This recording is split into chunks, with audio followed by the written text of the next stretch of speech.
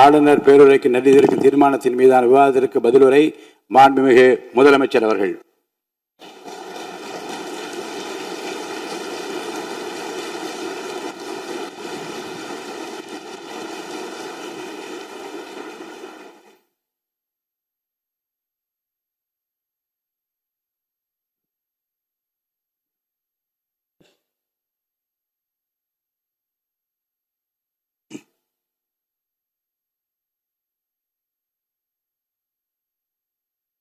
மாண்புமிகு பேரவைத் தலைவர் அவர்களே,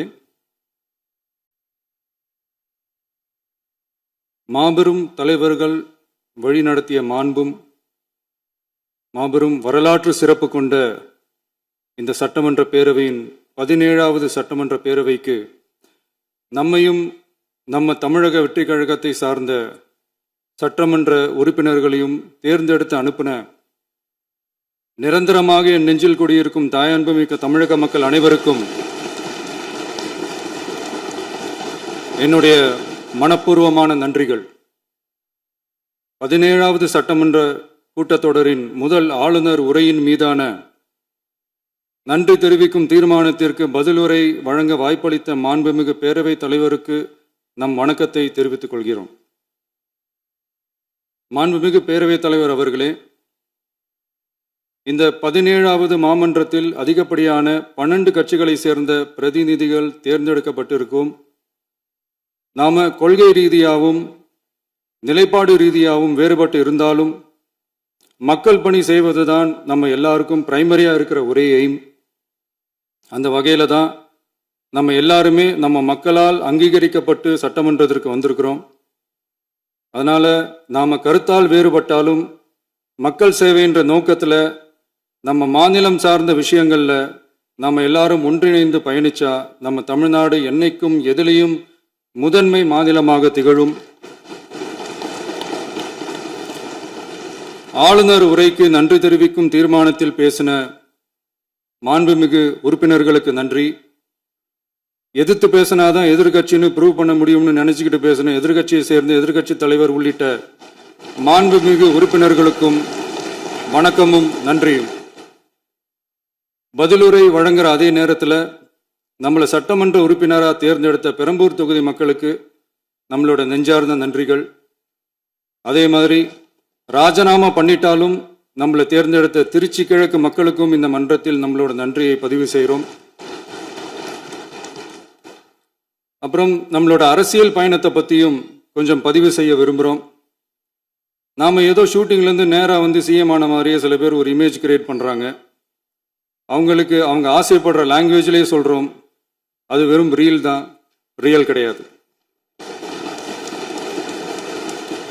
ஒரு சாதாரண நடிகனாக தான் நம்ம கெரியர் தொடங்குச்சு. அப்புறம் அப்படியே சின்சியராக உழைச்சி மேலே வந்தோம். நம்ம கெரியரில் நாம் மேலே வந்ததுக்கு இந்த விஜய் ஒருத்தன் மட்டுமே காரணம் இல்லை, அவனோட உழைப்பு மட்டுமே காரணம் இல்லை. இந்த விஜயோட உழைப்புக்கும் உயர்வுக்கும் பின்னாடி இருக்கிற ஒட்டுமொத்த தமிழ்நாட்டு மக்களோட அன்பும் அரவணைப்பும் தான் காரணம். ஒவ்வொரு வீட்டில் இருக்க ஒவ்வொருத்தரும் நம்மளை அவங்க வீட்டில் ஒருத்தனா ஏற்றுக்கிட்டது தான் நமக்கு கடவுளும் மக்களும் தந்த மிகப்பெரிய வரம். அதுக்காகவே கடவுளுக்கு சமமான நம்மளோட சொந்தங்களான தமிழக மக்கள் அனைவருக்கும் மீண்டும் மீண்டும் நன்றி. இப்படி நம்மளை தாயன்போடு அள்ளி அரவணைச்ச தமிழ்நாட்டு மக்களுக்கு நாம் எப்படியெல்லாம் துணையாக இருந்தோம், எப்படியெல்லாம் மக்களோட மக்களாக இருந்தோம்னு சொல்கிறேன். 1990ஸ்லேயே ரசிகர் மன்றமாக இருந்தப்பவே மக்களுக்கு துணையாக நிற்க ஆரம்பித்தோம். அதுக்கப்புறம் நற்படி மன்றமாகவும் அதுக்கப்புறம் விஜய் மக்கள் இயக்கமாகவும் மாறி மக்களோட மக்களாக நின்றுக்கிட்டு இருந்தோம். 2008 ஈழத் தமிழருக்கு ஆதரவாக உண்ணாவிரதம் போராட்டம் செஞ்சோம். போர் முடிவுக்கு வரணும், நம்ம தொப்புள் கூடிய உறவுகளான ஈழத் தமிழர்களுக்கு பாதுகாப்பான நிம்மதியான ஒரு வாழ்வு கிடைக்கணும்னு அன்னைக்கே கோரிக்கை வச்சோம். 2009 ஆரம்பித்த விஜய் மக்கள் இயக்கம் வழியாக நம்மளோட மக்கள் நல பணிகளை எக்ஸ்டெண்ட் அண்ட் எக்ஸ்பேண்ட் பண்ணிக்கிட்டே வந்தோம். கல்விக்கு துணையாக இருந்தோம், சோஷியல் சர்வீஸ் செஞ்சோம், வெள்ள நிவாரணத்தில் துணையாக இருந்தோம், கொரோனா காலத்தில் மக்களுக்கு தோள் கொடுத்தோம். விலையில்லா விருந்தகம், குருதியகம், முட்டைப்பால் ரொட்டி திட்டம், விழியகம், பயிலகம், நூலகம், இப்படி பல வழியில் மக்களுக்கு துணையாக இருந்தோம். அப்புறம் நம்மளோட திரைப்படங்களில் நம்மளால் முடிஞ்ச வரைக்கும் ஊழல் எதிர்ப்பை சொன்னோம், சமூக நீதியை சொன்னோம், கல்வியை பற்றி சொன்னோம், அரசியலை பற்றி சொன்னோம். அரசியலை பற்றி பேசுனதுனால நம்ம படங்கள் சந்திச்ச இதுவரைக்கும் சந்திக்கிற பிரச்சனையை பற்றி எல்லாருக்குமே தெரிஞ்சது தான். மட்டும் இல்லாமல் 2011 நாகப்பட்டினத்தில் மீனவர் பிரச்சனைகளுக்கு ஆதரவாக ஒரு பெரிய பொதுக்கூட்டம் நடத்தினோம். மீனவர்கள் மீதான தாக்குதலை கண்டித்து பேசி அதில் நம்மளோட எதிர்ப்பை பதிவு செஞ்சோம். 2017 ஜல்லிக்கட்டு போராட்டத்தில் தமிழர் பண்பாட்டு உரிமைக்கான நம்மளோட ஆதரவை தெரிவித்தோம். 2018 ஸ்டெர்லைட் போராட்டம் துப்பாக்கி சூட்டில் பாதிக்கப்பட்ட நம்ம சொந்தங்களை நேரில் சந்தித்து ஆறுதல் சொன்னோம். 2021 உள்ளாட்சி தேர்தலில் விஜய் மக்கள் இயக்க வேட்பாளர்கள் போட்டியிட்டு ஜெயிச்சாங்க. கல்வி விருது விழா நடத்தி சிறந்த மதிப்பெண் பெற்ற மாணவ மாணவிகளுக்கு ஊக்கத்தொகையும் பரிசும் கொடுத்தோம். 2024 தமிழக வெற்றி கழகத்தை ஆரம்பிச்ச உடனேயே CAA-வை எதிர்த்து அறிக்கை விட்டோம். அரசியல் கட்சி ஆரம்பிச்சு விழுப்புரம் மாவட்டத்தில் விக்கிரவாண்டியில் நம்மளோட முதல் மாநில மாநாட்டிய வெற்றி கொள்கை திருவிழாவை நடத்தினோம். தந்தை பெரியார், பெருந்தலைவர் காமராஜர், அண்ணல் அம்பேத்கர், வீரமங்கை வேலுநாச்சியார், மக்கள் சேவகர் அஞ்சலை அம்மாள்னு நம்மளோட 5 கொள்கை தலைவர்களை அறிவிச்சோம். இந்தியாவிலே 2 பெண் ஆளுமைகளை கொள்கை தலைவர்களை அறிவிச்ச ஒரே கட்சி நம்ம டிவிக்கு மட்டும்தான் என்ற பெருமையோடு அறிவிச்சோம். பெரியார் சொன்ன மாதிரியே அவர் சொன்னதில் நமக்கு ஏற்புடையதை மட்டும் எடுத்துக்கிட்டோம். அவரோட கடவுள் மறுப்பு கொள்கையில் நமக்கு உடன்பாடு இல்லைன்னு ஓப்பனாக அறிவித்தோம். நமக்கு கடவுள் நம்பிக்கை உண்டுன்னு அறிவித்தோம். யாரோட நம்பிக்கைக்கும் நாம் எதிரானவங்க இல்லைன்னு தெளிவாக அறிவித்தோம். பெண் கல்வி, பெண்கள் முன்னேற்றம், சமூக சீர்திருத்தம், சமூக நீதி, இப்படி பெரியாரோட கருத்துக்களை நிறையவே ஏற்றுக்கிட்டோம்னு அறிவித்தோம். அண்ணல் அம்பேத்கரோட சம வாய்ப்பு, சமநீதி, சமத்துவத்தை ஃபாலோ பண்ணுவோம்னு அறிவித்தோம். பெருந்தலைவர் காமராஜரோட மதச்சார்பின்மையை ஏற்றுக்கிட்டதோட அவரோட நேர்மையான நிர்வாகத்தையே ஒரு கொள்கையாக ஏற்றுக்கிட்டோம்னு அறிவித்தோம். வீரமங்கை வேலு நாச்சியாரோட மண் மீட்பையும் சமூக நல்லிணக்கத்தையும் பின்பற்றுவோம்னு அறிவித்தோம். மக்கள் சேவகர் அஞ்சலை அம்மாளோட விடுதலை வேட்கையையும் மக்களோட வாழ்வாதாரத்துக்காக உறுதியாக நிற்கிறதையும் பின்பற்றுவோம்னு சொன்னோம்.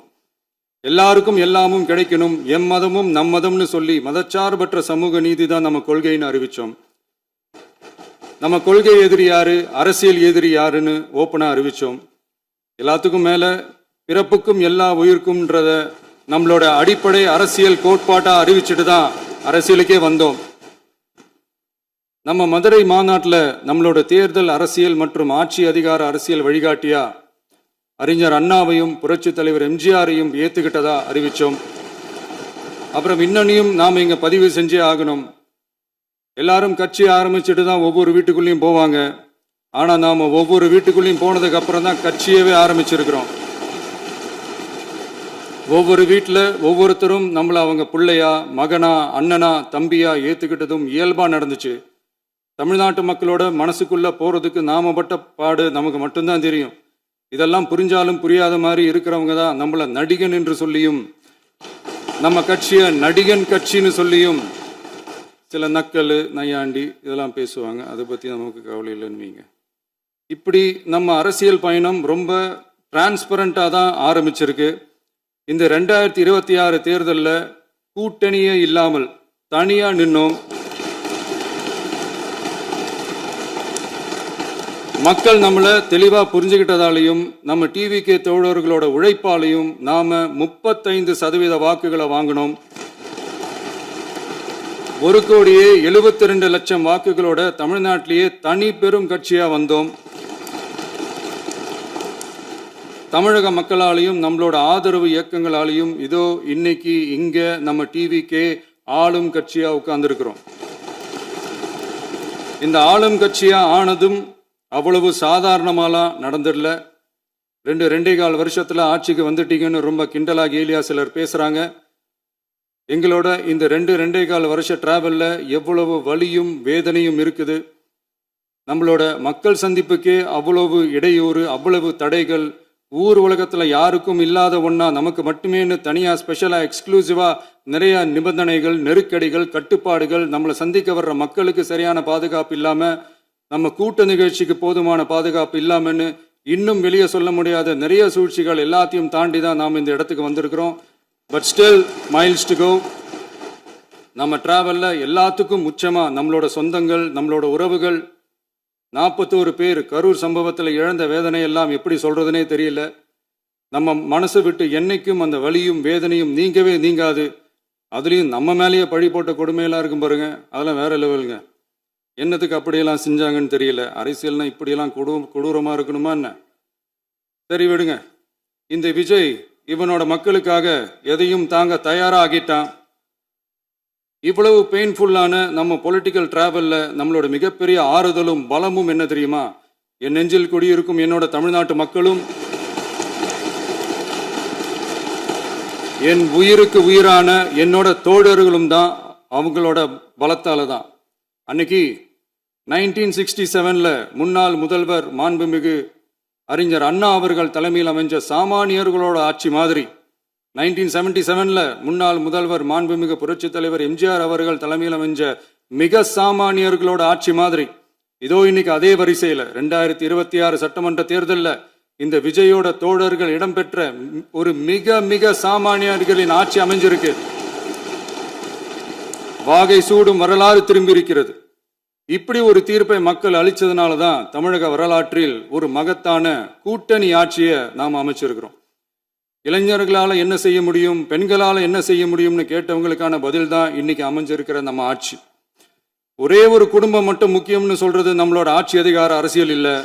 தமிழ்நாட்டில் இருக்கிற ஒவ்வொரு குடும்பமும் முக்கியம்னு சொல்றது தான் நம்ம அரசியல். நம்மளோட ஆட்சி அதிகாரம் அதான் நம்மளோட மனசாட்சி உள்ள மக்கள் ஆட்சி. 2026 தேர்தலில் யாராலும் உடைக்கவே முடியாதுன்னு சொன்ன மதத்தை உடைச்சோம், சாதியை உடைச்சோம், முக்கியமா காசு கொடுத்து ஓட்டு வாங்குற ஒரு நச்சு கலாச்சாரத்தையே சுக்கு நூறா தூள் தூளா உடைச்செறிஞ்சோம்.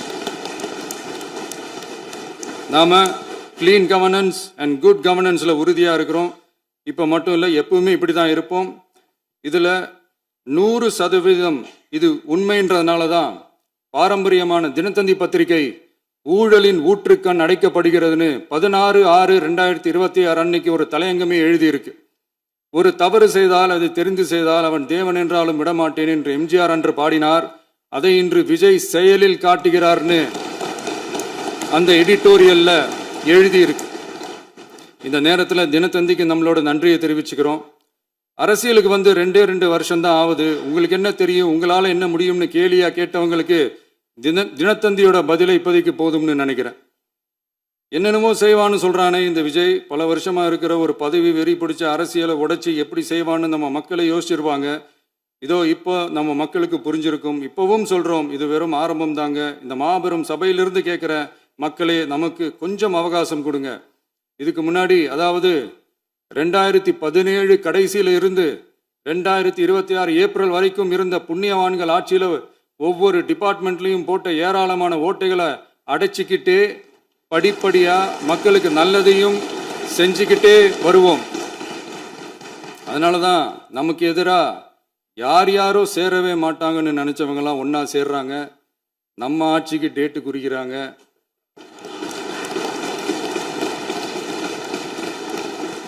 சரி, அவங்கள நம்ம மக்களே பார்த்துப்பாங்க, அதை விடுங்க. நாம ஆட்சிக்கு வந்து சரியா 40 நாள் ஆகுது. அதுக்குள்ள என்ன செஞ்சீங்கன்னு கேட்குறாங்க. ஒரு லிஸ்ட் ஒன்று சொல்றேன் கேளுங்க. பெண்கள் பாதுகாப்புக்காக சிங்கப்பெண் சிறப்பு படை, 200 யூனிட் வரை கட்டணமில்லா மின்சாரம், போதைப் பொருள் ஒழிப்புக்காக தனிப்படை, குறுவை நெல் சாகுபடியை ஊக்குவிப்பதற்காக 134.83 கோடி சிறப்பு தொகுப்பு திட்டம், வழிபாட்டு தலம், ஸ்கூல், பஸ் ஸ்டாண்டுன்னு அதுக்கு பக்கத்தில் இருக்கிற 717 மதுபான கடைகள் மூடப்பட்டன. அங்க வேலையில் இருந்தவர்களுக்கு வேறு கடைகளில் வேலை, கவனிக்கப்படாமல் விடப்பட்ட அம்மா உணவகங்கள் புதுப்பிக்கப்பட்டன. பத்திரப்பதிவு துறையில் பகல் கொள்ளைக்கு ஃபுல் ஸ்டாப் வைக்கப்பட்டுள்ளது. வருகையில்லா ஆவண பதிவு முறை கொண்டு வர உத்தேசிக்கப்பட்ட செயல்பாட்டில் உள்ளது. அரசு மற்றும் தனியார் மருத்துவமனையில் ஸ்கேன் மையங்களில் கருவுறுவதற்கு முன் மற்றும் பின் ஏற்படும் தவறுகளை கண்காணிக்கவும், மருத்துவ நிறுவனம் முறைப்படுத்தும் சட்ட விதிகள் பின்பற்றப்படுகிறதா என கண்காணிக்கவும், மருத்துவ மற்றும் ஊரக பணிகள் இயக்கத்தின் பயன்பாட்டிற்காக 40 புதிய வாகனங்கள் வழங்கப்பட்டுள்ளது.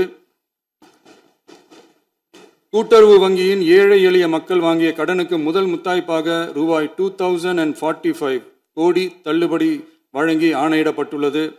ஒன்றிய அரசிடம் கேட்டுக்கொண்டதற்கிணங்க கடந்த 2 வருடமாக நிறுத்தி வைக்கப்பட்ட இருந்த ஜல் ஜீவன் மிஷன் திட்டம் புதுப்பிக்கப்பட்டு ஜல் ஜீவன் மிஷன் திட்டம் 2.0 நடைமுறைக்கு கொண்டு வரப்பட்டுள்ளது. 18,500 கோடி அளவில் உறுதியளிக்கப்பட்ட காஞ்சிபுரம் மாவட்டத்தில் மைய விரிவாக்க திட்டம், கோயம்புத்தூரில் மின்னணு பொருட்கள் மற்றும் மின்னணு அமைப்புகள் உற்பத்தி திட்டம் மற்றும் திருவள்ளூர் மாவட்டத்தில் காட்டுப்பள்ளி LNT கப்பல் கட்டும் தளம் விரிவாக்க திட்டத்திற்கு ஒப்பந்தங்கள் போடப்பட்டுள்ளன. அனைத்து நிர்வாக நடவடிக்கைகளும் மின்னணு முறையில் மாற்றம் கொண்டு வர நடவடிக்கை எடுக்கப்பட்டு வருகிறது. சட்டவிரோத கல்குவாரி மற்றும் அனுமதியின்றி கனிமங்களை எடுத்துச் செல்வது தடுக்கப்பட்டுள்ளது. பல்வேறு குவாரிகள் சீல் வைக்கப்பட்டுள்ளன. கனிமங்களை கண்காணிப்பது, எல்லைகளை நிர்ணயிப்பது மற்றும் ஆளில்லா விமானம் மூலம் அளவீடு செய்வது போன்றவற்றை செயல்படுத்துவதற்கான பணிகள் மேற்கொள்ளப்பட்டு வருகின்றன. அனைத்து துறைகளிலும் அலுவலர் தலையீடு இல்லாமல் லஞ்ச லாவண்யமற்ற தமிழகத்தை உருவாக்க அனைத்து நடவடிக்கைகளும் முடுக்கிவிடப்பட்டுள்ளது. இதெல்லாம் சாம்பிள் தான், இன்னும் இருக்கு. இந்த வெறும் 40 நாளுக்குள்ளேயே இவ்வளவு செஞ்சிருக்கோம்னா இனி வர்ற நாட்கள்ல கொஞ்சம் கொஞ்சமா படிப்படியா ஸ்டெடியா உழைச்சி லஞ்சலாவணம் இல்லாத, ஊழல் இல்லாத, பெண்களுக்கு பாதுகாப்பான, சுதந்திரமான, டிரான்ஸ்பரண்டான தமிழ்நாட்டை நம்ம சொந்தங்களான தமிழக மக்களுக்கு தர்றது தான் நம்மளோட ஒன் அண்ட் ஒன்லி டார்கெட். கண்டிப்பா அதை நிறைவேற்றியே காட்டுவோம். 8 கோடி மக்கள் நம்மளோட இருக்கிறப்போ ஏங்க அதை செய்ய முடியாது? மாண்புமிகு பேரவைத் தலைவர் அவர்களே, தமிழ்நாட்டின் கருவூலம் எப்படி திசை மாறி உருமாறி தேய்ந்து ஓய்ந்து கிடைக்கிறதுன்னு சொன்னாங்க. திசை மாறி உருமாறி தேய்ந்து ஓய்ந்துன்னு வசனம் மாதிரி ரைமிங்கா இல்லாம வளமான இலக்கியமா இதே சபையில பேசினவங்களோட திறமையான ஆட்சியில நடந்த நிதி மேலாண்மையை பத்தி வெள்ளை அறிக்கையா வெளியிட்டோம். வெள்ளை அறிக்கை வந்ததிலிருந்தே கண்ணை கட்டுதுங்க. அந்த காலத்துல தான் பிள்ளையோ பிள்ளை தொல்லையோ தொல்லைன்னு சொன்னாங்க. அதே மாதிரி தாங்க அவங்க ஆட்சியாலையும் அவங்களாலையும் இன்னைக்கு தமிழ்நாட்டுக்கே தொல்லையோ தொல்லை. இப்படி ஒரு நிலைமையை உண்டாக்கி வச்சுட்டு இவங்க சொல்றாங்க நமக்கு ஆட்சி செய்ய தெரியாதுன்னு. நம்ம அமைச்சர்களுக்கும் நம்ம சட்டமன்ற உறுப்பினர்களுக்கும் ஒன்றும் தெரியாதுன்னு. ஆமாங்க, எங்களுக்கு தெரியாதுதான். எங்க சட்டமன்ற உறுப்பினர்களுக்கும் அமைச்சர்களுக்கும் மக்கள் பணி செய்ய தெரிஞ்ச அளவுக்கு மக்கள் பணத்தை சுருட்ட தெரியாதுதான்.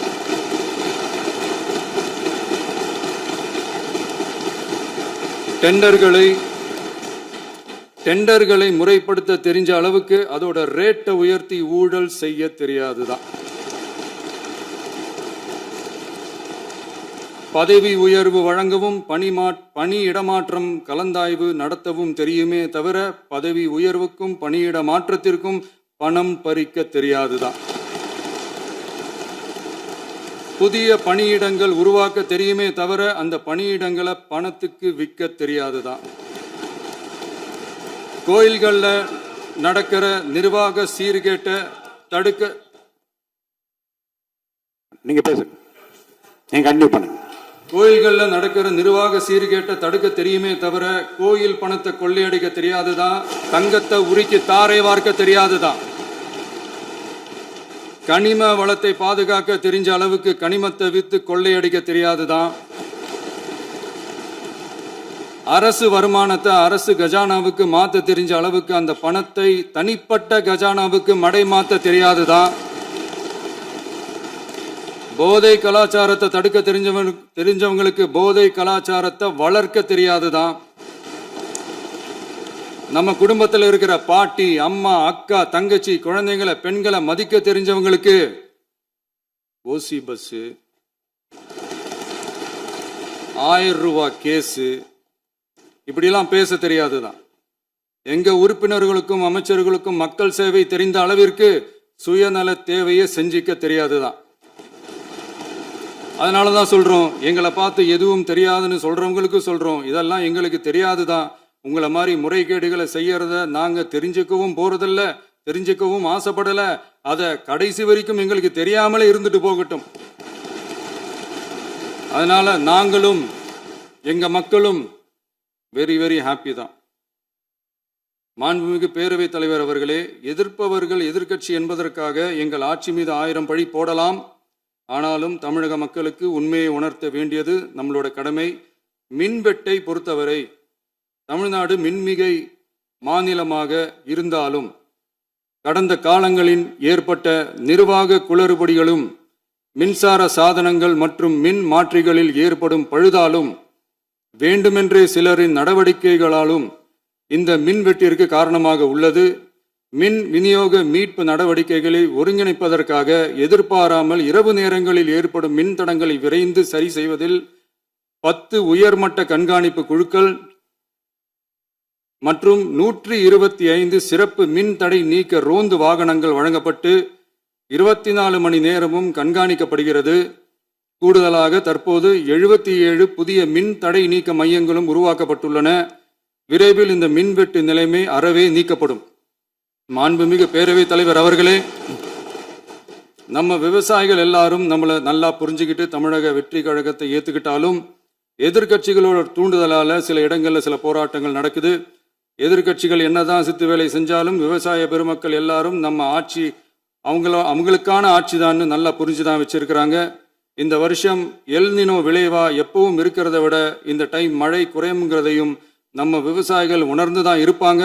இருந்தாலும் நம்ம அரசு நம்ம விவசாயிகளோட வாழ்வாதாரத்துக்காக பக்கபலமாகவும் உறுதியாகவும் துணை நிற்கும்ங்கிறத தெரிவிச்சுக்கிறோம்.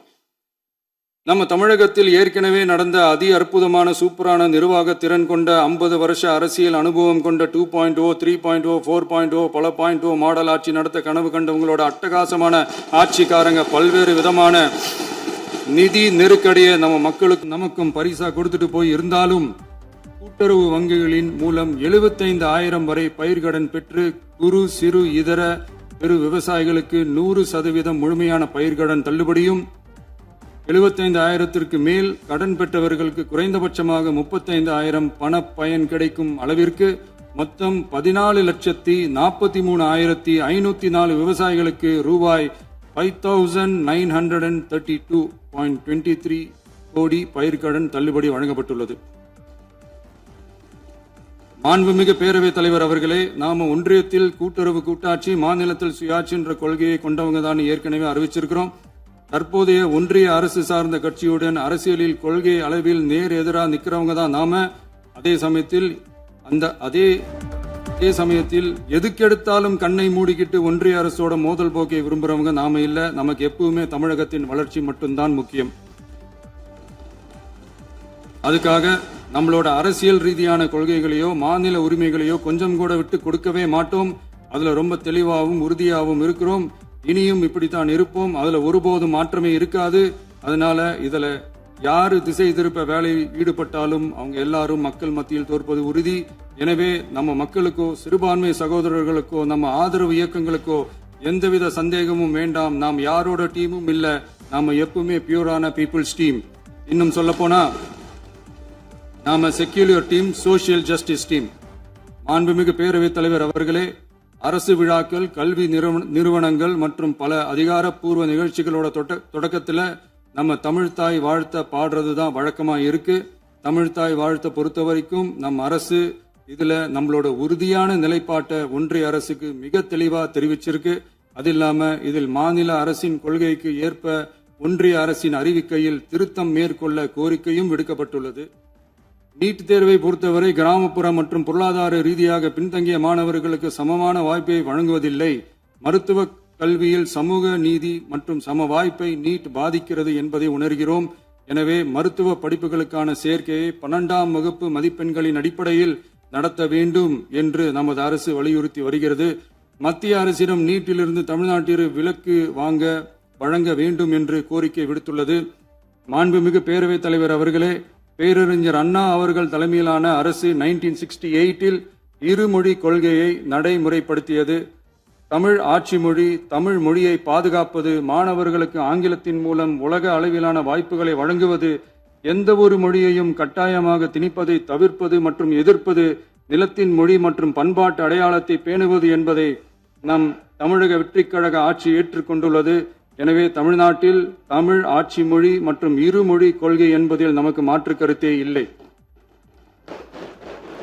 மாண்புமிகு பேரவைத் தலைவர் அவர்களே, கடந்த 11/6/2026 அன்று நடந்த நிதி ஆயோக் கூட்டத்தில் தமிழ்நாடு அரசின் சார்பாக கலந்து கொண்டு வறுமையற்ற தமிழ்நாடு இயக்கம் உருவாக்க தேவையான நிதியையும் தமிழ்நாட்டுக்கு 2 எய்ம்ஸ் மருத்துவமனைகளை தருமாறும், மருத்துவம் மற்றும் பல் மருத்துவ படிப்பிற்கு 12ஆம் வகுப்பு மதிப்பெண் அடிப்படையில் இடங்களை நிரப்புதல் குறித்தும், செயற்கை நுண்ணறிவு தொடக்க நிறுவன வளர்ப்பு மையங்கள் தமிழ்நாட்டில் அமைக்கவும், இளைஞர் திறன் மற்றும் வேலைவாய்ப்பு இயக்கம் செயல்படுத்த வேண்டியும், பெண்கள் தலைமையிலான வளர்ச்சி குறித்தும், மீனவ சமுதாயங்களின் வாழ்வாதாரம் மற்றும் மீன்பிடி படகுகள் மற்றும் மீனவர்களை விடுவித்தல் குறித்து நிரந்தர நடவடிக்கை எடுக்க வேண்டியும், காலநிலை தாங்கும் தன்மை பெருந்திட்டம் 2045 கீழ் விண்வெளி உற்பத்தி மையத்தை தேசிய விண்வெளி உற்பத்தி மையமாக அறிவிக்க கோரியும், தமிழ்நாட்டில் சாலை போக்குவரத்து நெடுஞ்சாலை மற்றும் ரயில்வே அமைச்சகத்தின் மேம்பாட்டு குறித்தும், அனைத்து கிராமங்களையும் டிஜிட்டல் இணைப்பு வசதி ஏற்படுத்துதல் குறித்தும், கூட்டு குடிநீர் திட்டம் தொடரவும்,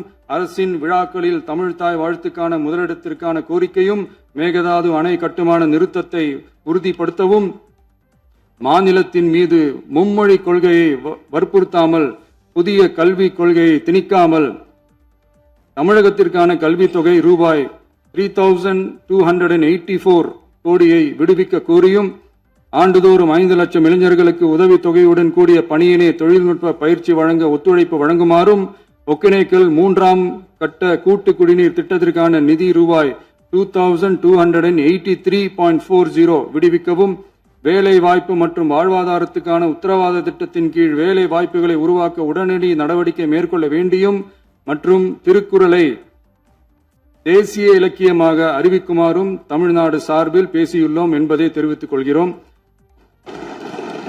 மாண்புமிகு பேரவைத் தலைவர் அவர்களே, அண்டை மாநிலங்களுடனான நட்புறவு ஒரு மாநிலத்தின் வளர்ச்சிக்கும் நாட்டின் ஒற்றுமைக்கும் மிகவும் அவசியமானது. தமிழ்நாடு தனது அண்டை மாநிலங்களுடன் நதி நீர் பங்கீடு, பொருளாதாரம், கல்வி, கலாச்சாரம் மற்றும் போக்குவரத்து துறைகளில் நல்லுறவை பேணி வருகிறது. பரஸ்பர மரியாதை, ஒத்துழைப்பு மற்றும் கூட்டாட்சி தத்துவத்தின் அடிப்படையில் அண்டை மாநிலங்களுடனான நட்புறவை வலுப்படுத்தவும் நமது ஆட்சியில் காக்கப்படுகிறது. மாண்புமிகு பேரவைத் தலைவர் அவர்களே, சட்டம் ஒழுங்கை பத்தி பேச்சு வந்தது. சட்டம் ஒழுங்கு சரியா இருக்கணும் அப்படின்றதுல எங்களுக்கு மாற்று கருத்தே கிடையாது. கண்டிப்பா லா அண்ட் ஆர்டர் கரெக்டா இருக்கணும், கரெக்டா இருக்கும், இருக்க வைப்போம். அதே மாதிரி பெண்கள் பாதிக்கப்படுறதையும் இங்க யாராலையும் சகிச்சுக்கவே முடியாது. அதுக்கான கடுமையான நடவடிக்கைகள் நம்ம அரசு எடுத்துக்கிட்டு இருக்கிறோம். இந்த சிங்கப்பெண் சிறப்பு அதிரடிப்படை கூட அதுக்கான ஒரு ஃபர்ஸ்ட் ஸ்டெப் தான். அதே மாதிரி இந்த போதைப் பொருள் நடமாட்டம் அதை கண்ட்ரோல் பண்றதுக்கும் நம்ம அரசு கடுமையான நடவடிக்கைகள் எடுத்துக்கிட்டு இருக்கிறோம். அதையும் கண்டினியூ பண்ணி எடுப்போம். மாண்புமிகு பேரவைத் தலைவர் அவர்களே, இப்ப நான் சொன்ன இந்த பிரச்சனைகள்லாம் 2026 போன மாசம் மே மாசம் 10ஆம் தேதி புதுசா வந்துடல. இதெல்லாம் பல வருஷமா இருக்கிற பிரச்சனைகள் தான், பல வருஷமா கண்டுக்காம விட்ட பிரச்சனைகள் தான். இன்னைக்கு எதிர்கட்சிக்காரங்க அதை பத்தி கேட்கும் போது எனக்கு அது அக்கறையா தெரியல, அவதூறு அரசியலா தான் தெரியுது, பழி போடுற அரசியலா தான் தெரியுது. இப்படி அவதூறு பழி போடுறவங்களை பார்த்து ஒன்னே ஒன்று தான் கேட்கணும்னு தோணுது. கடந்த 9-10 மாசமா நம்ம ஸ்டேட்ல சட்டம் ஒழுங்கு டிஜிபியே இல்லை. சட்டம் ஒழுங்கு டிஜிபியை போடுங்கன்னு சொல்லி எல்லாம் ஓஞ்சி போயிட்டோம். போன ஆட்சியில நடந்ததுக்கெல்லாம் இப்பதான் விடையே கண்டுபிடிக்கிறோம் நம்ம ஆட்சியில்.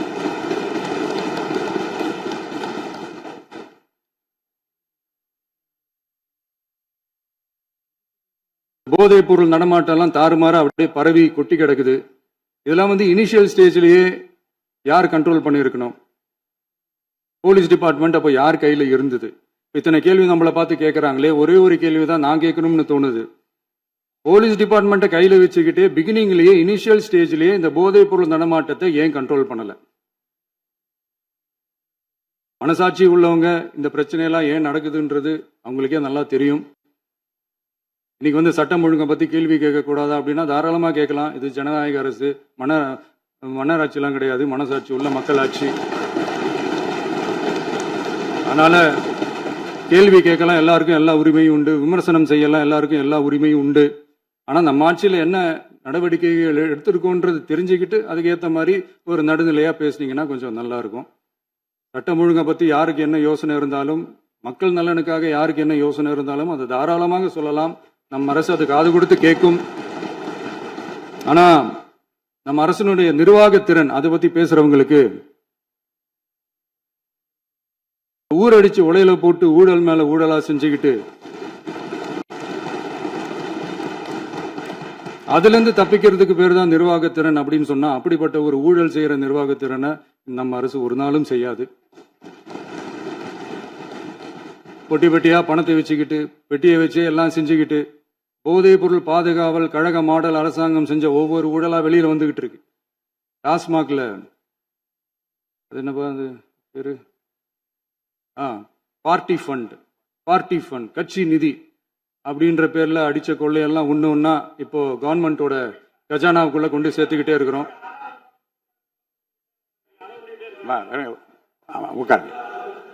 மாண்புமிகு முதல்வர்கள் பதில் உரைக்கு பிறகு முதல்வர் பதிலுக்கு பிறகு நேரம் தரேன். அப்ப பேசட்டும், அவங்க பேசட்டும், அவங்கள பேச அனுமதி.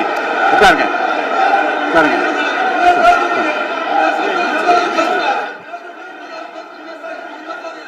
மாண்புமிகு அலோவ் பண்றேன் உட்காருங்க. மாண்பு உறுப்பினர்கள் நீங்க இங்க உட்காருங்க, அமைதியா உட்காரு. நீங்க எல்லாம் உட்காருங்க. உட்காருங்க. மாண்புமிகு நீங்க எல்லாரும் உட்காருங்க.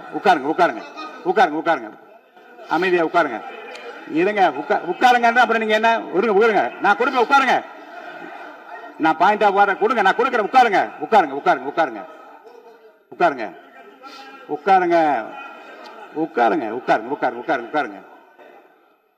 மாண்புமிகு முதல்வர் அவர்கள் கோர்வையாக நிதானமாக சொல்லிக்கொண்டே இருக்கிறார். நீங்க குறிப்பெடுத்து வைத்துக் கொள்ளுங்கள். பேசி முடித்தவுடன் நான் உங்களுக்கு அவகாசம் தருகிறேன். நீங்க ஒண்ணு சொல்லுங்க, என்ன என்று நீங்க சொல்லுங்க. உங்க சொல்லுகிற வாய்ப்பை நான் உங்களுக்கு தருகிறேன். இப்பொழுது மாண்புமிகு முதலமைச்சர் உங்கள் உரையை தொடரலாம்.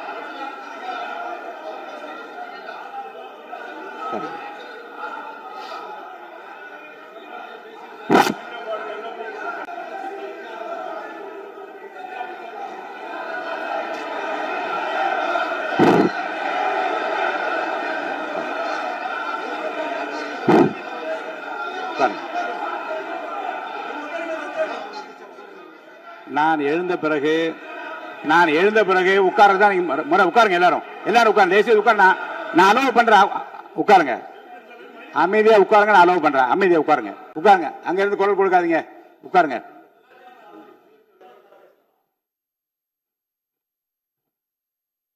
இனிமையான இந்த விவாதத்தில் இதுவரை குறுக்கீடுகள் இல்லாமல்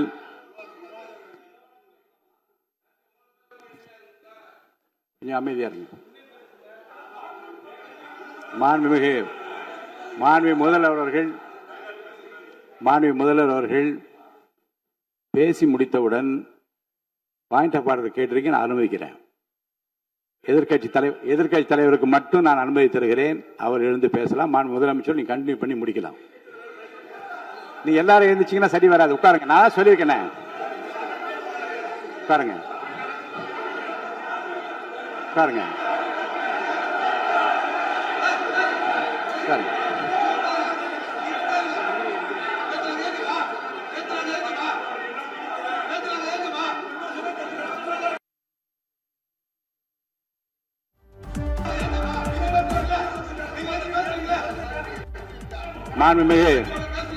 மாண்பு உறுப்பினர்கள் அமைதி காக்க வேண்டும். நேர உரிமையும் விளக்கத்தை பெற்றுக்கொள்ள உரிமை உங்களுக்கு இருக்கிறது. அதற்கு அவகாசம் நான் தருகிறேன்.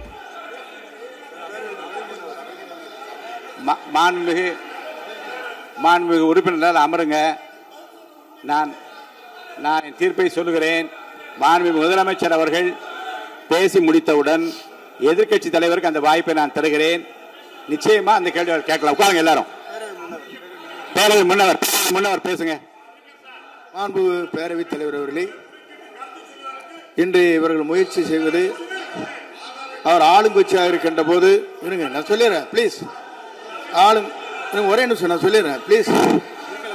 ஆளும் கட்சியாக இருக்கின்ற போது நீங்கள் சொன்ன ஒரே வார்த்தை, நாங்கள் பேசி முடித்ததற்கு பிறகு குறிப்பிடுத்துவிட்டு நீங்கள் எந்த கேள்வி வேண்டுமானாலும் கேட்கலாம் என்று ஒரு முறையை நீங்கள் பின்பற்றினீர்கள். அதே முறையை இப்போது பின்பற்ற வேண்டும் என்று கேட்டுக்கொள்கிறேன்.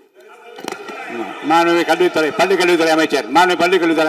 மாண்புமிகு பேரவைத் தலைவர் அவர்களே, நேற்றைய தினம் கூட எதிர்க்கட்சி தலைவர் சொன்னதை முழுமையாக கேட்டு இறுதியில் ஒரு வாய்ப்பு தந்தீங்க. அதுவும் இல்லாம இந்த நேரத்தில் நேரலையில் நீங்களும் பாக்குறீங்க. அங்கிருந்து ஏழை உரிமையில் விழித்து இந்த பக்கம் இருக்க உறுப்பினர்களை பார்த்து ஏழை அப்படின்னு உரிமையில் விழிப்பதை உங்கள் மூலமாக கண்டிக்கிறேன். அந்த வார்த்தையை அவை குறிப்பிலிருந்து நீக்கணும். கண்ணியம் காத்து முதல்வர் முழுமையாக பேசுவதை காத்து கண்ணியம் காத்து இந்த சபைக்கு ஒரு மரபு இருக்கிறது. அதை மூத்த உறுப்பினர்கள் பின்பற்றபடி உங்கள் மூலமாக கேட்டுக்கொள்கிறேன். மாண்புமிகு முதலமைச்சர் அவர்கள் உரையை தொடரலாம். நான் தரேன். நான் உறுதியாக மாண்புமிகு முதலமைச்சர் அவர்கள் பேசி முடித்தவுடன் எதிர்க்கட்சி தலைவருக்கு அந்த வாய்ப்பு தரப்படும் என்பதை உறுதியாக சொல்லிவிட்டேன். இடையிலே குறுக்கீடு செய்யாமல் அந்த பேச்சு முழுமையாக பேசி முடிக்க நீங்கள் அனுமதி வழங்க வேண்டும் என்று கேட்டுக்கொள்கிறேன். அமைதியாக உட்காருங்க. அவங்க பேசி முடிக்கட்டும், நீங்க கேளுங்க. நான் என்ன சொல்றேன், கேட்கிற உரிமையும் விளக்கத்தை கேட்டு பெற உரிமை உங்களுக்கு இருக்கிறது. ஆனா இடையிலே குறுக்கீடு செய்யாமல் அதை முடிக்கும்படி நான் கேட்டுக்கொள்கிறேன். மாண்புமிகு முதலமைச்சர் அவர்கள் தொடர்ந்து நீங்க பேசலாம்.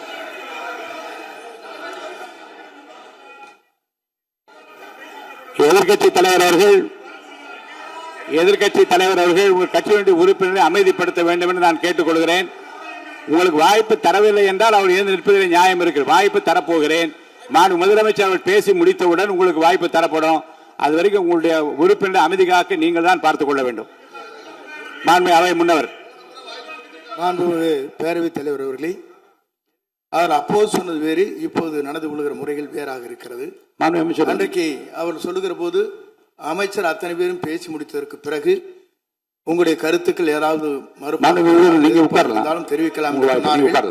அதை இப்போது பின்பற்றினால் நன்றாக இருக்கும். நீங்கள் அதற்காகத்தான் சொன்னீர்கள். முதலமைச்சர் பேசியதற்கு பிறகு எதிர்க்கட்சி தலைவர் அவர்கள் பேசுவதற்கு வாய்ப்பளிக்கிறோம் என்று சொல்லியிருக்கிறார்கள். ஆகவே நான் அந்த வாய்ப்பை நீங்கள் இல்ல அது பதில் சொல்லணும்னு கேட்டிருக்காங்க. பதில் சொல்லணும் சொல்லியிருக்காங்க. பதில் சொல்லினா தாங்க பிரச்சனை. இல்ல அப்படி இல்லை. ஆகவே இல்ல நேற்றைய தினம் நீங்கள் அப்படி பேசிக்கொண்டது ஆறாவது இல்ல நேற்றைய தினம் நீங்கள் பேசுகிற போது ஆறாவது குறுக்கிட்டார்களா? நீங்கள் பேசுகிற போது யாருமே குறுக்கிடவில்லை. நீங்க எவ்வளவு பேசினீர்கள், எவ்வளவு வார்த்தைகள் பேசினீர்கள் என்பதெல்லாம் எங்களுக்கு தெரியும். யாருமே அதில் குறுக்கிடவில்லை. இது முதலமைச்சர் எங்கள் முதலமைச்சர் எதிர்க்கட்சி தலைவர் பேசுகிற போது யாரும் குறுக்கிட வேண்டாம் என்று சொன்னார்கள். அதை நாங்கள் பின்பற்றினோம். ஆனால் இன்றைக்கு நீங்கள் பின்பற்றவில்லை என்றால் வேதனையாக இருக்கிறார். முன்னவர் நேற்று எதிர்க்கட்சி தலைவர் பேசுகிற போது அடுக்கடுக்காக குற்றச்சாட்டுல வைத்தார். இப்போ அதற்குரிய மாண்புமிகு பொதுப்பணித்துறை அமைச்சர் கூட காலையில் அலுவலகத்தை சந்தித்து அவர்கள் சாட்டிய அந்த குற்றச்சாட்டுகளுக்கெல்லாம் ஆதாரங்களை எல்லாம் நான் கொண்டு வந்திருக்கிறேன் என்று சொன்னேன். நான் நேற்று அந்த விஷயம் நேற்றோடு முடிந்து விட்டது. ஆதாரங்களை கொடுங்கள். தக்க நேரத்தில் இதை பற்றி சொல்ல வேண்டி நேர்ந்தால் நான் இதெல்லாம் ஆய்வு செய்து உரிய நேரத்தில் அவை குறிப்பிட்டு ஏற்றுவதற்கு முன்பாக அவரிடம் காட்டி அதற்கு பிறகு அதை பற்றி முடிவெடுக்கும் என்று நான் சொன்னேன். இப்போதும் சொல்லுகிறேன், மாண்பு முதலமைச்சர் அவர்கள் பேசிக் கொண்டிருக்கிறார். பேசி முடிக்கட்டும். எதிர்க்கட்சி தலைவருக்கு உறுதியாக நான் வாய்ப்பு தருவேன். அவர் கேள்விகளை முன்வைக்கலாம், விளக்கங்களை பெறலாம். இப்போதைக்கு பேரவைத் தலைவர் என்ற முறையில் என்னுடைய முடிவு இதுதான். அவையில் இருக்கக்கூடிய உறுப்பினர்கள் அமரும்படி நான் கேட்டுக்கொள்கிறேன். நான் முதலமைச்சர் அவர்கள் பேச வேண்டும். இப்போ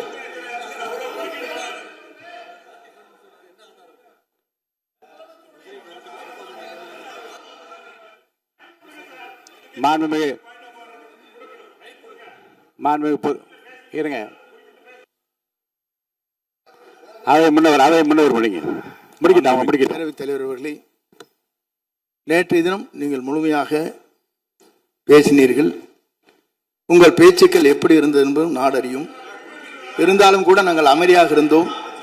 இல்ல நீங்க இருங்க. ஒவ்வொரு வார்த்தைக்கு இருங்க. நீங்க மின்வெட்டையில நீங்க சொன்னீங்க.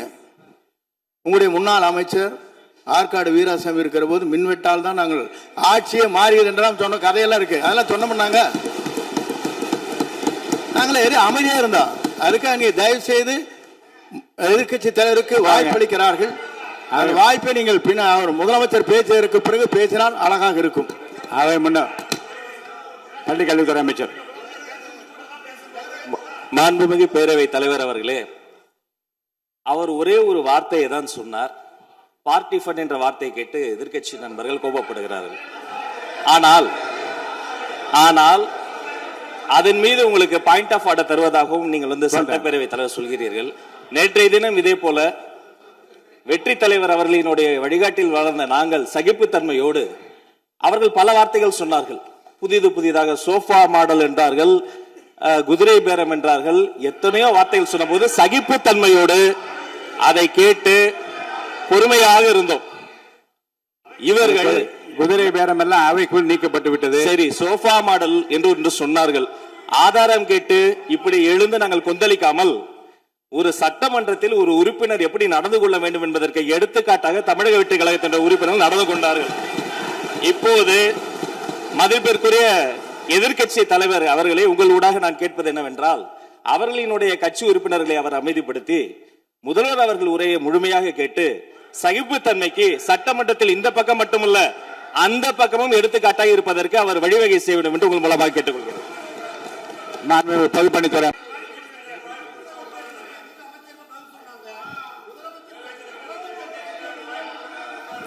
மாண்புமிகு பேரவைத் தலைவர் அவர்களே, திராவிட முன்னேற்ற கழகம் முதல் நாளில் இந்த சபையுடைய மரபையும் பாரம்பரியத்தை பற்றியும் நமக்கு வகுப்பெடுத்தார்கள்.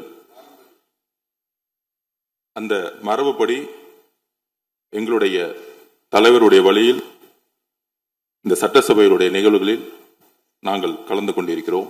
நேற்றைய எதிர்க்கட்சி தலைவர் பேசும் பொழுது எவ்வளவோ வார்த்தைகள் உண்மைக்கு புறம்பாக சட்டத்திற்கு எதிராக நான் ஒரே நிமிஷம் பேசுறேன். சட்டத்திற்காக பேசும் பொழுது நாங்கள் அமைதியாக இருந்தோம். ஒரு 2-3 முறை தான் வந்து அவரு பேசும்போது மினிஸ்டர்கள் இருந்துச்சு நின்னாங்க. ஆனா இன்னைக்கு மாண்புமிகு முதலமைச்சருடைய முதல் உரை, கடந்த 4 நாட்களாக திராவிட முன்னேற்ற கழகம் முதலமைச்சர் ஏன் பேசலன்னு சொல்லிட்டே இருந்தாங்க. இன்னைக்கு பேச ஆரம்பிச்ச உடனே அவர் சொன்ன வார்த்தை பார்ட்டி ஃபண்ட் சொன்னார். எந்த பார்ட்டின்னு சொல்ல. ஆனா அந்த வார்த்தைகள் சொல்லி முடிஞ்ச உடனே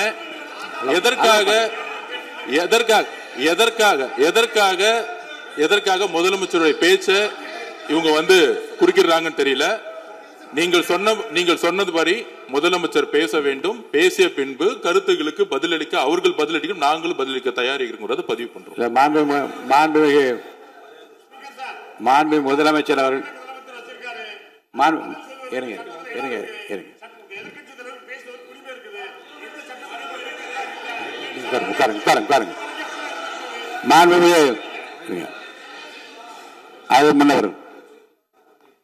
மரபு இருக்கிறது, எப்போது வேணும் பாயிண்ட் ஆஃப் ஆர்டர் இருக்கலாம். இருந்தாலும் கூட நீங்க அந்த மரபை நீங்க கடைபிடிச்சீங்களா உங்க ஆட்சியில?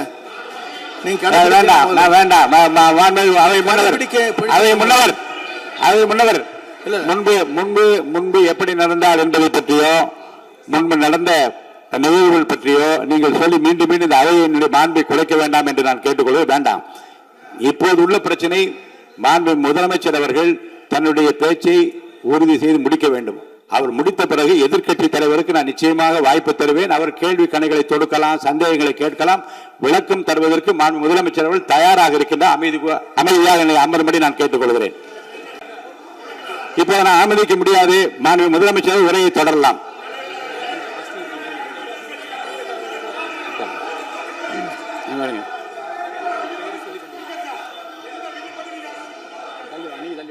மாண்புமிகு உறுப்பினர் ஆஸ்டின் உங்க இடத்துல போய் உட்காருங்க. மாண்புமிகு உறுப்பினர் ஆஸ்டின், நீங்க ஒரு மூத்த உறுப்பினர், சபை விதிகளை நன்கு தெரிந்த ஒரு உறுப்பினர், நீங்க போய் இடத்துல உட்காருங்க. முதல்ல மாண்புமிகு முதலமைச்சர் அவர்கள் உரையை தொடரலாம். இப்போது எந்த விதமான பாயிண்ட் ஆஃப் ஆர்டர்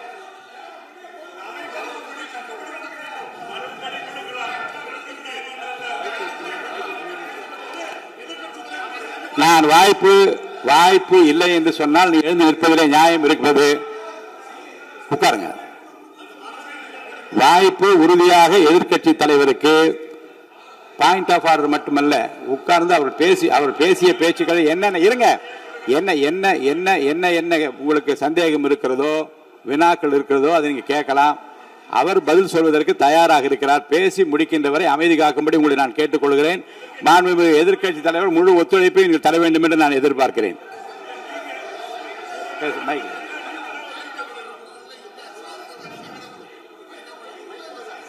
கொடுங்க. மாண்புமிகு எதிர்க்கட்சி தலைவர்.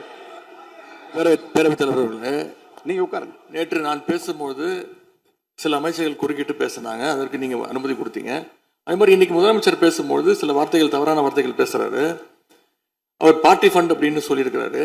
அவர் அமைச்சர் அந்த பார்ட்டி ஃபண்ட் எந்த பார்ட்டின்னு கூட சொல்ல தைரியம் இருந்தால் சொல்லுங்க, நாங்கள் அதெல்லாம் ஃபேஸ் பண்ண தயாரா இருக்கோம்.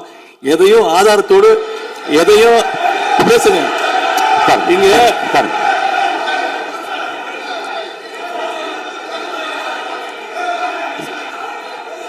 அது மாதிரி பேரவைத் தலைவர் அவர்களே, நேற்று நான் பேசி முடிஞ்சோடனே நீங்க அவை முடிஞ்சிருச்சுன்னு சொல்லிட்டீங்க. நாங்கெல்லாம் வீட்டுக்கு போயிட்டோம். வீட்டுக்கு போய் டிவி போட்டு பார்த்தா அங்க இன்னொரு அமைச்சர் இன்னும் பதில் சொல்லிட்டே இருந்திருக்கிறாரு. அதற்கெல்லாம் நாங்க இப்ப என்ன பதில் இது, என்ன மரபு இது? நீங்க இப்ப பேசிக்கிட்டே இருப்பீங்களா? நாங்க அதை பார்த்துக்கிட்டே இருக்கணுமா? அதே மாதிரி இன்னைக்கு முதலமைச்சர் அவர்கள் பேசும்போது நாங்களும் அமைதியாக கேட்டுட்டு தான் இருந்தோம். ஆனால் சில கருத்துக்கள் அவர் பேசும்போது அதை நாங்கள் அனுமதிக்க முடியாது. ஆதாரத்தோடு ஏதாவது பேசணும்னா, குற்றச்சாட்டுகள் சொல்லும் போது ஆதாரத்தோடு சொன்னீங்கன்னா அதை நாங்கள் ப்ரூவ் பண்றதுக்கு தயாராக இருக்கு. மாண்புமிகு உறுப்பினர் அவர்கள் இருங்க. நேற்று மாண்புமிகு எதிர்க்கட்சி தலைவர்கள் பேசியதும் மாண்புமிகு பொதுப்பணித்துறையர்கள் பேசியதும் ஆதாரம் இல்லாமல் பேசக்கூடாது என்று நான் சொன்னேன். ஆய்வு செய்து நீக்கப்பட வேண்டியது நீக்கும் என்று சொன்னேன். இப்போது மாண்புமிகு முதல்வர் அவர்கள் பேசி முடிக்கட்டும். நீங்கள் கூறிய கருத்துப்படி அதில் ஆதாரங்கள் இல்லாத குறிப்பாக இருந்தால் அதை நீக்குவதற்குரிய உரிமை எனக்கு இருக்கிறது. ஆய்வு செய்து நான் நடவடிக்கை எடுப்பேன். இப்போது மாண்புமிகு முதலமைச்சர் அவர்கள் பேசலாம். இந்த டாஸ்மாக் மாதிரியே பல டிபார்ட்மெண்ட்லேயும் மறுபடியும் சொல்கிறேன், கட்சி நிதின்ற பேரில் அடித்த கொள்ளைய ஒன்றா கவர்மெண்ட்டோட கஜானாக்குள்ளேயே கொண்டு சேர்த்துக்கிட்டே இருக்கிறாங்க. இப்போவும் சொல்கிறேன், மக்கள் பணத்திலேருந்து ஒரு பைசா கூட தொடமாட்டோம், தொடவும் விடமாட்டோம், தொட்டா விடமாட்டோம், இதுக்கு முன்னாடி தொட்டவங்களையும் விடமாட்டோம்.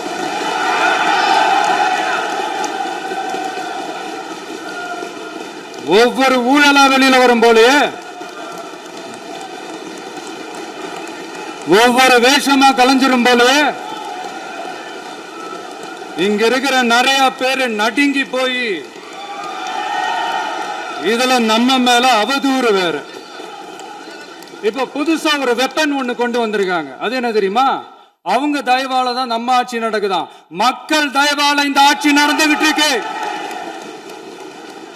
மனசாட்சி உள்ள சக்திகளோட ஆதரவால இந்த ஆட்சி நடந்துகிட்டு இருக்கு. அனுப்பி வச்சோம், நாங்க தான் அனுப்பி வச்சோம் அப்படின்றாங்களே.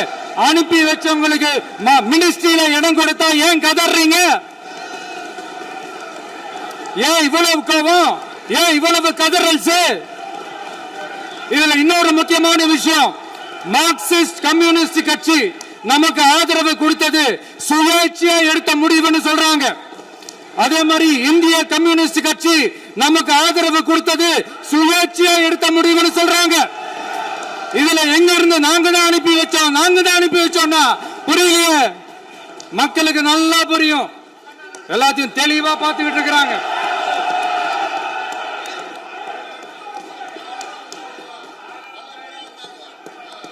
முதலமைச்சர் கண்டினியூ பண்ணலாம். மாண்புமிகு முதலமைச்சர்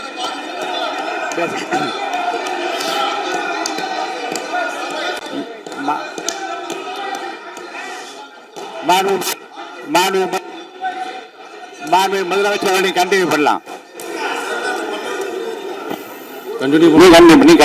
நீங்க கண்டினியூ பண்ணலாம்.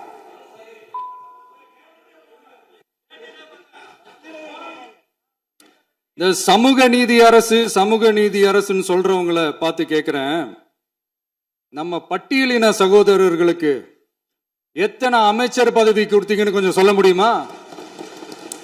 ஆனா நம்மளுடைய அரசுல 8 அமைச்சர் பதவிகள் யாருக்கு? நம்ம பட்டியலின சகோதரர்களுக்கு.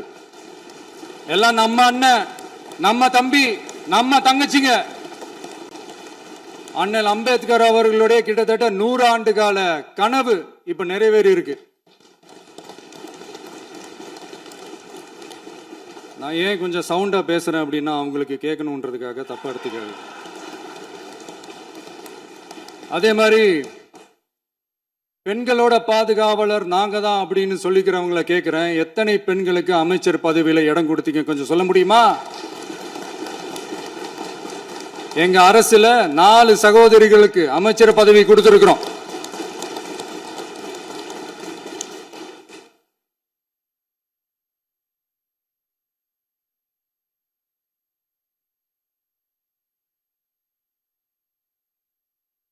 அதனால 4 சகோதரி மக்களால் நிராகரிக்கப்பட்டு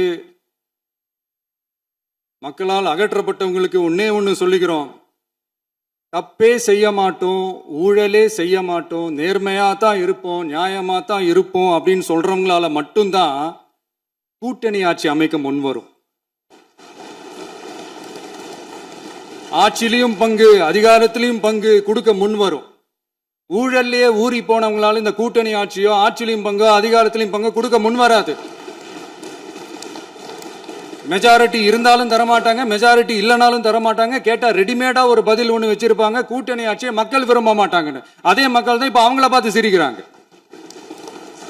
நான் பதவி ஏற்ற அன்னைக்கு கொஞ்சம் டைம் அவகாசம் கேட்டேன். எதுக்கு கேட்டேன்? நிதி நிலைமைலாம் கொஞ்சம் மோசமா இருக்குது, அதெல்லாம் கொஞ்சம் சரி செஞ்சுக்கிட்டே படிப்படியாக கொஞ்சம் கொஞ்சமாக நான் கொடுத்த வாக்குறுதிகள்லாம் செயல்படுத்துவேன், அதுக்காக கொஞ்சம் டைம் அவகாசம் கேட்டேன். நான் ஏதோ வேற எதுக்காகவோ வேற யாருக்காகவோ ஏதோ அவகாசம் கேட்ட மாதிரி. அடுத்து இங்கே சபையில் இல்லாதவங்களை பற்றி பேச வேண்டாம்னு நினைக்கிறேன்.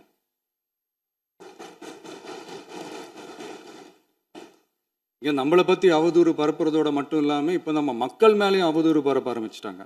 மக்கள் நமக்கு ஓட்டு போட்டது தப்பான், குடும்பம் குடும்பமாக நமக்கு ஆதரிச்சது தப்பான்.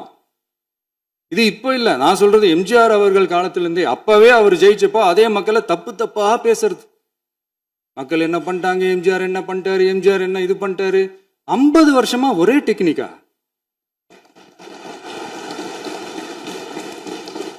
டெக்னாலஜி எல்லாம் மாறி வேற எங்கேயோ போயிட்டு இருக்கு பஸ். இதுல கொஞ்சம் டெக்னிக்காச்சும் கொஞ்சம் மாத்தினா கொஞ்சம் நல்லா இருக்கும். அதனால மக்களுக்கு யூஸ்ஃபுல்லா இருக்கிற மாதிரி இந்த ஆக்கப்பூர்வமான கருத்துக்களோ ஆக்கப்பூர்வமான யோசனைகளோ இருந்தா சொல்லுங்க, அதை நாங்கள் டெஃபரெண்டாக எடுத்துக்கிறோம். ஆனால் அதை விட்டுட்டு இந்த நக்கல் நையாண்டி சம்பந்தம் இல்லாத பேச்சு இதெல்லாம் பேசிட்டு அப்புறம் முதல்வர் பதில் சொல்லலை, முதல்வருக்கு பதில் சொல்ல தெரில அப்படின்னா அப்புறம் என்ன சோஃபா மாடல் ஆட்சியா? அது என்னன்னு புரியறதுக்கு எனக்கு ரொம்ப நாள் ஆச்சு. இந்த sofa set, table chair, teapoy, furniture பிஸ்னஸ்லாம் வேற எங்கேயா வெளியில போய் பண்ண சொல்லுங்க. அப்படி அந்த பிஸ்னஸ் தான் பண்ணணும்னா நிறைய பிஸ்னஸ் பண்ற மாதிரி வெளியில போய் பண்ண சொல்லுங்க, இங்க சட்டசபைக்குள்ள வேணாம். அதனால ஆக்கப்பூர்வமான கருத்துக்கள் இருந்தா சொல்லுங்க, டெஃபினட்டா அது சரியா இருந்தா நாங்க ஏத்துக்கிறோம். எனக்கு ஒரு குட்டி கதை ஒன்று ஞாபகம் வருது, சொல்லாமா? ஒரு ஊர்ல ஒரு பெரியவர் வெயில் ரொம்ப ஜாஸ்தியா இருக்குன்னு சொல்லிட்டு கண்ணுக்கு மேல கை வச்சுக்கிட்டு இப்படி சுத்தி முத்தி தேடிக்கிட்டு இருந்தாராம். அப்ப கூட இருந்த ஒரு சின்ன பையன் என்ன தேடுறீங்க அப்படின்னு கேட்டானா. அதுக்கு அந்த பெரியவர் சொன்னாரா, அது ஒண்ணு இல்ல தம்பி, உங்க அப்பா எங்கதான் இருப்பாருன்னு சொன்னாங்க, அதான் தேடிக்கிட்டு இருக்கேன். எங்க உங்க அப்பாவையே காணோம்?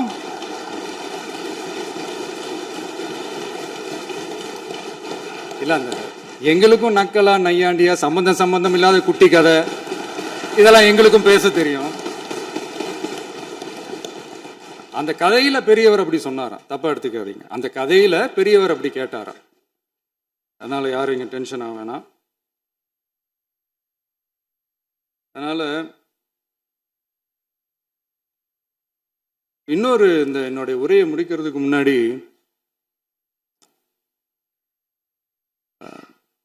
போயிட்டாங்க, பேசலாமா? நிறைய உங்க கருத்துக்களை நீங்க முழுமையாக மன நிறைவோடு பேசலாம். டிவியில் பார்ப்போம். சரி, அதான் 5 நிமிஷம் பேசுனதுக்கே கொளத்தூரி இந்த ஆட்டம் அடிச்சு பேசுனா அப்புறம் என்ன பண்றது? கடைசியா நான் இந்த உரையை முடிக்கிறதுக்கு முன்னாடி ஒரு முக்கியமான ஒரு விஷயம் பத்தி சொல்லணும். ஆளுநர் உரை அன்னைக்கு இந்த தமிழ் தாய் வாழ்த்துக்கு அப்புறம் தேசிய கீதம் பாடினது தப்பு, தேசிய கீதம் 2 முறை பாடினது தப்பு. அப்படி ஒரு நிகழ்வு இதுக்கு முன்னாடி இந்த சட்டசபையில நடந்ததே கிடையாது. அந்த மரபையே மாத்திட்டீங்க. இப்படி ஒரு பெரிய ஒரு போர் மாதிரி எதிர்கட்சியை சார்ந்தவங்க எல்லாம் சொன்னாங்க இல்லையா? அந்த மாநில உரிமை போராளிகளை, அந்த மரபு காக்கிற உரிமை போராளிகளை ஒரே ஒரு கேள்விதான் கேட்கணும். 2021 ஆகஸ்ட் 2 ஞாபகம் இருக்கா? Centenary celebration of Tamil Nadu legislature. அந்த ஃபங்க்ஷன்ல நம்ம முன்னாள் முதலமைச்சர் கருணாநிதி அவர்களோட கலைஞர் அவர்களுடைய கலைஞர் அவர்களுடைய புகைப்படத்தை மாண்புமிகு குடியரசுத் தலைவர் திறந்து வைக்கிற ஒரு ஃபங்க்ஷன். அந்த ஃபங்க்ஷன்ல national anthem followed by Tamil Thai Vazhthu அப்படின்னு அறிவிச்சது ஞாபகம் இருக்கா? அதாவது தேசிய கீதத்துக்கு அப்புறமா 2வது முறையா, நோட் திஸ் பாயிண்ட் மாண்புமிகு பேரவைத் தலைவர் அவர்களே, ப்ளீஸ் நோட் திஸ் பாயிண்ட். தேசிய கீதத்துக்கு அப்புறம் 2வது முறையாக தமிழ் தாய் வாழ்த்து பாடப்படும் அப்படின்னு சொன்னது ஞாபகம் இருக்கா? அதுவும் முத்தமிழ் அறிஞர் அப்படின்னு சொல்ற நம்ம கலைஞர் அவர்களுடைய அந்த புகைப்படம் வெளியிட்டு விழாவில் அவர் இருந்த இதே சபையில தமிழ 2வது இடத்துக்கு தள்ளினது யாருன்னு ஞாபகம் இருக்கா? அது மட்டும் இல்ல, அந்த தேசிய கீதத்தை நாட்டுப்பண் நேஷனல் ஆந்தம்னு சொல்லி அதே ஃபங்க்ஷன்ல கடைசியா ஃபங்க்ஷன் முடியும் போது செகண்ட் டைம் தேசிய கீதம் பாடினதும் ஞாபகம் இருக்கா? இதே அவையில் தான், அது அவை குறிப்பிலும் இருக்கிறது, இதே அவையில் தான் நடைபெற்றது. இந்த தக்க நேரத்தில் இந்த ஆதாரங்களை அளித்த மாண்பு முதல்வர் அவர்களுக்கு நன்றியை தெரிவித்துக் கொள்கிறேன். டவுட் இருந்தா இந்த புக்கை பார்த்து தெரிஞ்சுக்கலாம். அதனால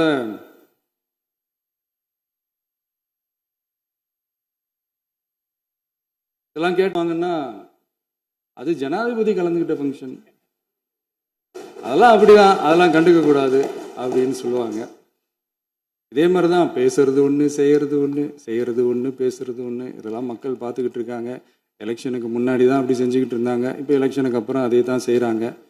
இந்த விஜயையும் சாமானியர்களின் உண்மையான சமூக நீதி அரசையும் அவமானப்படுத்துறதுக்கு தான் அவங்களோட அந்த பொலிட்டிக்கல் சீனியாரிட்டி அது பயன்படுத்துது போல.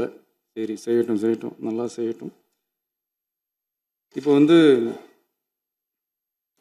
ஆனாலும் நம்மளுடைய மாநில உரிமை, மொழி உரிமை, உத்தம உத்தரர் போல வேஷம் போடுற எதிர்கட்சிக்கு ஒன்றை மட்டும் ஆணித்தரமாக சொல்றோம். உங்களை மாதிரி தமிழ்னு சொல்லிக்கிட்டு, மொழி, பண்பாடு, கலாச்சாரம்னு சொல்லிக்கிட்டு ரெட்டை வேஷம் போடுறவங்க நாங்க கிடையாது. உலகெங்கும் வாழும் என் தமிழ் சொந்தங்களுக்கு நம்முடைய உத்தரவாதம் தமிழ் தான் எங்க உயிர் நாடி அப்படின்றத மறக்க மாட்டோம்.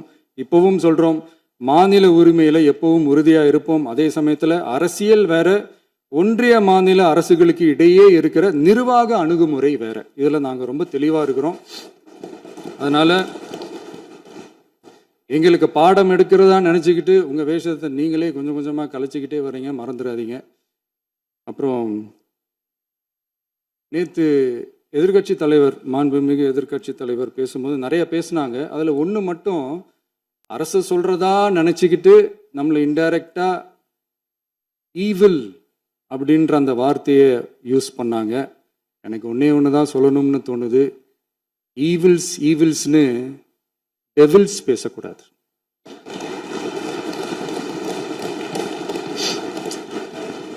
அவங்க இருந்திருந்தா ஒரு ஆக்ஷன் பண்ணணும்னு எனக்கு தோணுச்சு. எல்லாரும் போயிட்டாங்க. இல்ல, பர்மிஷன் பண்ணலாமா? இப்பவும் பண்ணலாம், ஒன்றும் தப்பு இல்லை.